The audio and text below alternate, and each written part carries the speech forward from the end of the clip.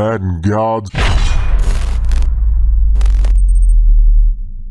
Perfect. Welcome to T4G Gamers. Today we're going to show you how to upgrade and strategize your offensive line in Madden 24. There's a lot more than just saying this is how you upgrade them. Offensive line are pretty intricate. They're simplistic, but they're intricate at the same time. So you need to know what you're doing. You need to know how Madden works. You need to understand all the basics of the offensive line for you to be able to profit, okay, from the offensive line. Also, hitting the like button really goes a long ways with our content. We can't thank you guys enough. Also, 75% of our total viewers, are not subscribed to us. So if you want the latest and greatest Madden content and other football content, make sure to hit that subscribe button and click that notification bell. Step one with offensive linemen is make sure that they have a star dev or above. There's no excuse not to have a star dev or above. There's zero excuse. You can find them all the time with our scouting and drafting guide. I don't care if it's a normal auto-generated draft class. I don't care.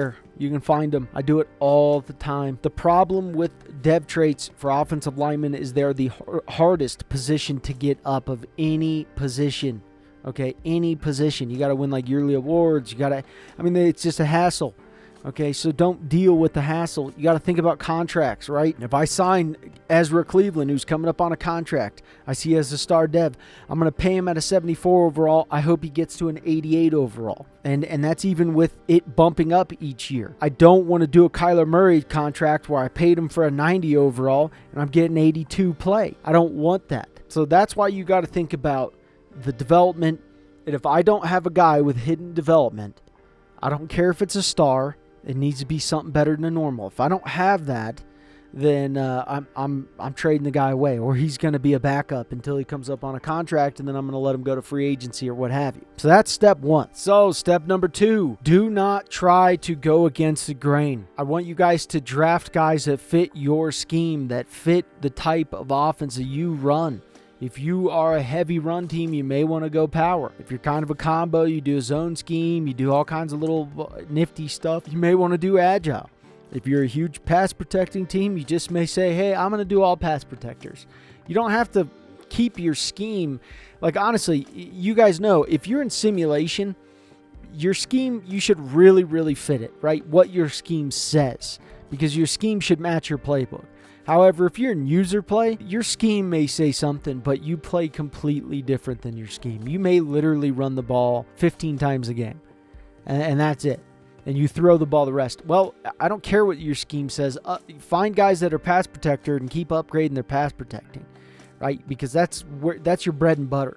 That's what you're good at. If you run all the time, you have like a Cleveland style playbook, you do heavy run, you may want to do power. And you also could throw in possibly even a little bit of agile into that as well. However, do not go against the grain.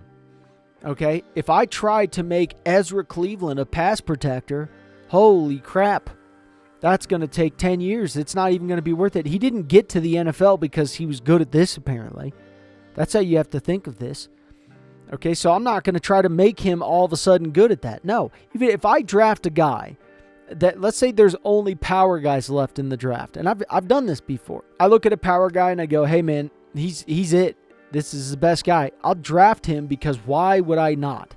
Okay, if I'm going to get a 75 overall power guy compared to a 66 overall agile guy, who do you think I really want? I want the power guy because the agile guy, there's a chance, too, if he's in that 66 range or he's a lower overall, I'm not going to just go with your scheme because you're probably not going to have a hidden dev. The better guys have hidden devs. That's the way it works in Madden.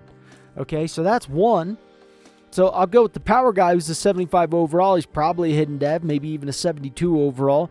He could be a hidden dev if he's the best guy. I'll get him in the second round, third round. I don't recommend drafting a lineman unless he's just out of this world in the first round because it's too important to get other positions at that time. You can find good offensive linemen up to the fourth round. Fourth round starts to get shaky, though, depending on your draft class. It can get real shaky. You can go to the fourth round, there's like no one left. Okay, second and third round are my bread and butter for really good offensive linemen. That's your bread and butter usually. Now, there's exceptions, and that's the way it works. However, if I get a power guy, I'll upgrade him, and I know that, hey, I didn't draft him high, So I don't owe him a lot of money. And then what I'm going to do is I'm going to trade him away. I'm going to make him as shiny as possible. It's like a brand new car. You're like, wow, look at how good he is at power. I trade him away to the highest bidder. I profit on it. Draft the lineman that I actually want, that fits my scheme, and I go from there. You know, with this, he's really close. Guys like this, it's perfect because you could be like, hey, man, I'm going to turn him to a power or an agile guy. But if I really tried to upgrade his pass protector, this is just going to be something that's going to take a long time. I mean, 62, I got a 12-point swing. Oh, dear God. I mean, that is just, you'll see upgrades too, and this is what you'll face, which is not a terrible thing. I'll upgrade his pass protector. He might jump an overall. He might not. Just depends what you get in the upgrade. So he didn't jump on that. I'll upgrade him again. He did jump. Could be power. It could be, well, they both jumped up. That's beautiful. Do it again. And this is 4 upgrades right here. You know, I'm at this point in time, now I have a 10-point swing. This is 1 year of XP that I'm looking at. Okay, 1 year XP. I got his agile up to a 76. I could have just fully invested that into agile and just made him far better at that. So that's what I'm saying. Don't go against the grain. Don't shy away from drafting a guy just because his scheme, and then trade him away for a guy for draft picks or even for a player that is going to fit your scheme. There's someone out there who wants a pass protector there. There's someone out there who wants a power guy. You're not swindling him. Hey, he may have a guy who's right for you. You may have a guy who's right for him. Simple. Easy trade, easy transaction. You may say, here, have this guy give me some draft picks and I'll draft the guy I want. But going against the grain for offensive linemen is a death sentence.